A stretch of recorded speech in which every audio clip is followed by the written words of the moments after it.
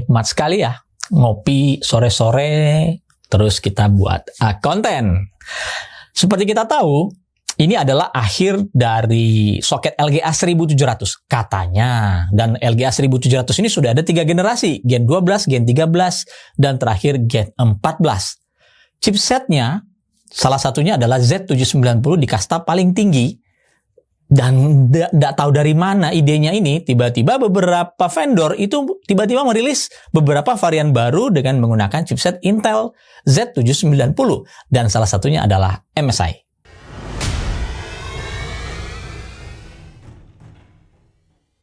Surprise-nya, MSI tidak hanya kembali memperkenalkan lini baru untuk motherboard Z790, tetapi juga kembali membangkitkan sebuah jargon brand mereka yang bernama Empower Series. Ini Empower ini sudah cukup lama ada, sudah bertahun-tahun juga menghilang, dan Empower itu merupakan salah satu motherboard yang dikenal sebagai satu bagian dari motherboard MSI yang khusus diperuntukkan untuk para entusias dan overclocker, dan tentunya di sini juga extreme overclocker. Ya, bisa dikatakan Empower ini setara secara brand dengan motherboard lain seperti Asus Apex series atau Aorus Tachyon, ataupun kalau dari ASRock itu Aqua OC. Nah, Empower ini diposisikan kembali hadir di Intel Z790. Kalau teman-teman lihat gambar yang tampil, Empower series sebelumnya itu memiliki nuansa warna kuning dan hitam. Tetapi di Empower Z790 kali ini, MSI mengusung tema silver atau warna keperakan yang dipadukan dengan PCB yang berwarna hitam. Empower ini juga membuat satu jalan MSI untuk bisa berkolaborasi dengan beberapa vendor lainnya, seperti contohnya salah satunya adalah memori, untuk membuat satu ekosistem yang juga sama-sama memiliki tema bernama Empower. Salah satu vendor memori yang membuat modul memori produksi mereka bertema Empower adalah Patriot di seri Viper Gaming Extreme 5 RGB. Kami juga mendapatkan memori ini langsung dari Patriot, dan mereka mengirimkan sebuah memori yang memiliki tema dan warna yang similar dengan Empower series dari MSI. Kita mulai membahas motherboard Z790 Empower. Motherboard ini memiliki form factor Micro ATX dengan kombinasi warna silver dan hitam. Kemudian kalau kita lihat secara sekilas, terkesan bukan motherboard yang wah sekali untuk digunakan oleh para overclocker, dan bahkan desainnya mirip dengan beberapa motherboard seri Z790 dan B760 yang MSI juga sudah punya sebelumnya, seperti contohnya dari seri Mortar. Selain 24 pin power biasa, juga kita bisa menemukan dua konektor IPS 12 volt yang diperuntukkan untuk suplai daya ke prosesor. Sehingga masalah suplai daya yang besar ketika melakukan overclocking pada prosesor, contohnya saja di Core i9 14900KF, tidak akan menjadi problem di motherboard ini. Secara teoritis, daya yang bisa disuplai ke dalam soket atau ke area VRM di motherboard bisa mencapai hingga 1000 watt. Dua DIMM slot atau kita kenal dengan one DIMM per channel atau satu DPC. Ini ciri khas desain motherboard yang memiliki kemampuan balap tinggi yang ditujukan untuk overclocking, yang fokus pada signaling eMMC prosesor dengan slot memori DDR5 yang lebih optimal. Saat konten ini dibuat, rating XMP yang tercantum atau diklaim oleh MSI adalah di XMP DDR5 8000 megatransfer per detik. Papan PCB-nya sendiri memiliki 6 layer. Memang secara teoritis tidak seperti beberapa motherboard lain untuk overclocking yang biasanya memiliki 8, bahkan ada yang 10 layer. Tapi kita akan lihat saja seperti apa pengaruh 6 layer PCB ini dalam performa overclocking memori. Heatsink bernuansa silver di bagian VRM, ada graffiti tulisan-tulisan yang berhubungan dengan overclock seperti timing, ada tulisan-tulisan tweaking dan segala macam. Itu memberikan kesan kuat bahwa motherboard ini memang diperuntukkan untuk para pembalap komputer. Ada dua slot M.2 dengan heatsink, keduanya mendukung jalur PCIe Gen 4, dan ada 4 port SATA 6 Gbps. Tentu masih tersedia solusi audio di motherboard ini, networking, baik itu secara nirkabel maupun LAN. Ada satu fitur yang namanya Easy Dashboard yang menggantikan tombol reset, power, dan clear CMOS, juga diberikan dalam paket penjualan. Debug LED juga dapat diakses melalui Easy Dashboard ini. Terhubung melalui 3 konektor di motherboard, Easy Dashboard cukup user-friendly dan saat di dalam operating system Windows, debug LED ini otomatis berubah fungsi menjadi CPU temperature display yang valid. Kita langsung ke konfigurasi VRM dari Z790M Power ini. Konfigurasi VRM-nya 12 plus 1 plus 1 fasa, di mana 12 fasa itu untuk V-Core, 1 fasa untuk VCC GT, yang mensuplai daya untuk IGP, dan 1 phase untuk VCC AUX yang ditujukan untuk tegangan sekunder lainnya seperti VCC SA dan VDD atau lain sebagainya. Untuk V-Core menggunakan solusi power stages dari Renesas 75 ampere, total 12 fasa yang bekerja secara paralel. PWM controller juga menggunakan Renesas dari RAA 229132 sehingga total untuk V-Core secara teoritis memiliki arus maksimal mencapai 900 ampere.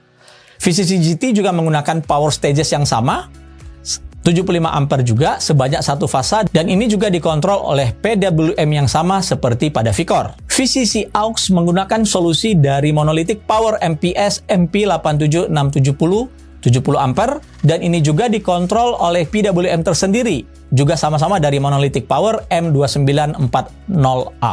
Ya, seperti biasa kita bisa menemukan ferrite core induktor atau ferrite core choke serta solid kapasitor yang pasti terlihat di area VRM sebagai pelengkap dari series yang dimiliki pada sebuah rangkaian VRM di motherboard. Kita ke BIOS. Pilihan untuk melakukan overclocking sangat lengkap di motherboard ini, termasuk fitur memory try-it yang sudah melegenda. Bahkan ada beberapa profile untuk overclocking memori yang ekstrim. Pilihan perubahan voltase juga lengkap, pengaturan berbagai fitur pada prosesor dan memori yang mungkin untuk sebagian besar orang akan sangat membingungkan dan bahkan tidak tahu apa artinya. Fitur profile overclock yang bisa disimpan memudahkan untuk melakukan share setting dan tentu untuk menyimpan settingan overclock tertentu yang telah dicapai.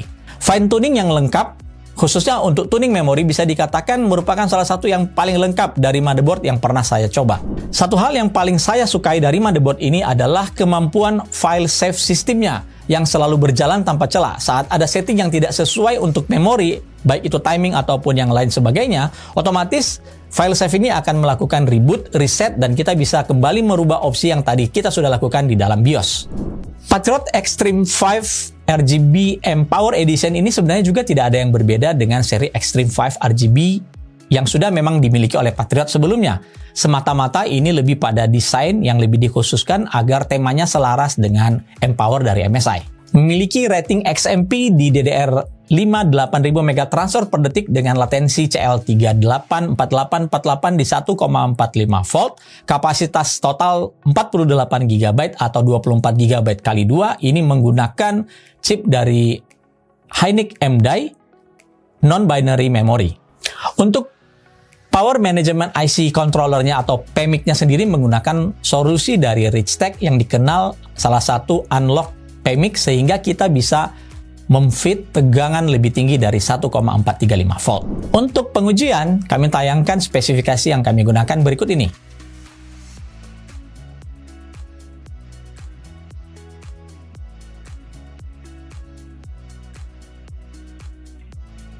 Testing sendiri simple karena ini fokus pada balapan di komputer atau balapan di PC. Kami akan fokus pada performa overclocking baik itu pada prosesor maupun pada memori pada suhu ambient.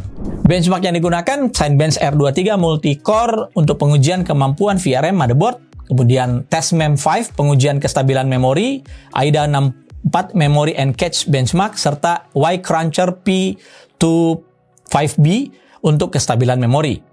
Pengujian kemampuan VRM dengan prosesor Intel Core i9 14900KF di kecepatan 5,7 GHz pada P-Core, All P-Core, yang menghasilkan CPU package power di angka 350 Watt, menorehkan angka maksimum di 110 Celsius, terbaca melalui sensor VRCC temperatur yang ada di HW Info, dan terbaca 86 derajat Celsius pada sensor MOS. Suhu prosesor maksimum di 97 derajat Celsius yang artinya tidak mengalami throttling akibat suhu yang terlalu tinggi.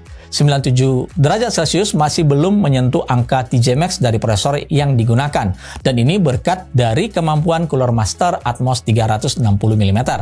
Kita ke pengujian memori, DDR5 8000 CL384848 dikenali dengan baik ketika di-load XMP dari BIOS. Sebagai catatan, Patriot juga menyertakan dua profil lain, yaitu DDR5 7800 dan DDR5 7600. Pengujian kecepatan memori di awal menorehkan DDR5 8400 CL38 yang cukup stabil, lalu dilanjutkan dengan kecepatan 8533 megatransfer per detik, dan akhirnya mendapatkan titik kestabilan tertinggi di DDR5 8600 CL405252 di tegangan 1,48 volt. Di kecepatan ini tes kestabilan dengan TM5 Osmos Profile itu lolos, demikian juga dengan Y-Cruncher. Bandwidth yang dicatatkan di AIDA 64 juga terhitung tinggi.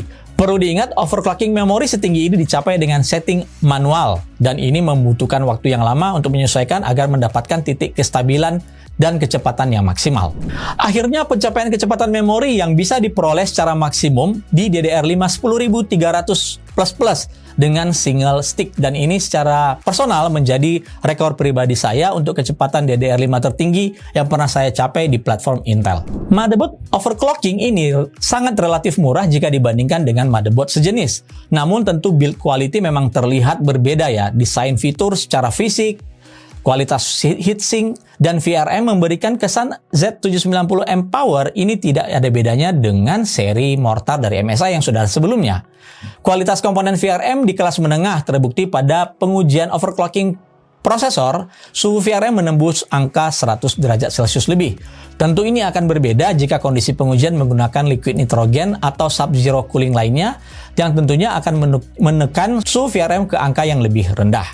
Kombinasi komponen pada VRM mirip dengan seri mortar, dan ada baiknya ini feedback untuk MSI, TJ Max Power Stages yang digunakan di set di angka 100 derajat Celcius agar lebih aman, atau bisa juga diatur melalui BIOS. Kalau kalian ingin melihatnya, ini kayak saya tampilkan, kita bisa mengatur suhu maksimum dari VRM melalui BIOS.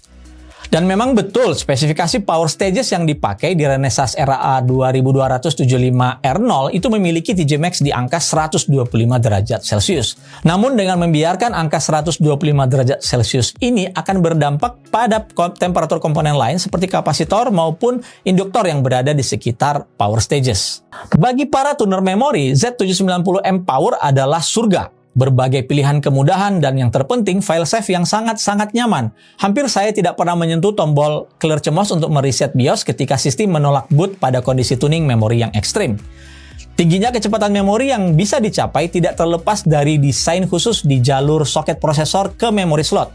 Meskipun PCB yang digunakan ini hanya 6 layer, tidak seperti motherboard overclocking lainnya yang menggunakan 8 bahkan 10 layer PCB. Fasilitas overclocking on the fly seperti tombol untuk menaikkan rasio prosesor atau big clock, serta titik pengukuran tegangan seperti VCore, VDD2, VSA, dan sebagainya adalah fitur-fitur minor yang hilang di motherboard ini. Easy Dashboard bisa berfungsi sebagai debug LED, diagnostik, sekaligus menjadi display CPU temperatur ketika di dalam Windows. Dari sisi Patriot sendiri, mereka cukup berhasil meramu sebuah memori kencang di seri Extreme 5 M-Power Edition. Menembus angka 10.000 megatransfer per detik di suhu ambien tentu tidak mudah untuk sebuah memori. Kestabilan di DDR5 8600 menjadi catatan tersendiri yang membuat R&D Patriot membuktikan performa ramuan mereka memang benar-benar tokcar. Kolaborasi MSI dan Patriot melalui M-Power series ini memberikan alternatif baru bagi para entusias dan overclocker. M-Power mungkin lebih tepatnya singkatan dari memory power ya, karena kecenderungan kemampuan overclocking yang sangat terasa adalah di kecepatan memori. 2 jempol untuk MSI OC Lab, di mana salah satu anggotanya adalah teman saya, overclocker number 1 di Indonesia saat ini, Alfa Jonathan. Kudos untuk mereka yang berhasil menciptakan sebuah motherboard yang sangat nyaman, sangat user-friendly digunakan untuk overclocking, dan ini memang saya bisa katakan sangat bisa direkomendasikan untuk para pemula yang ingin masuk pada dunia overclocking yang lebih profesional dan kompetitif. Itu saja yang bisa kami share, sampai bertemu di konten kami berikutnya.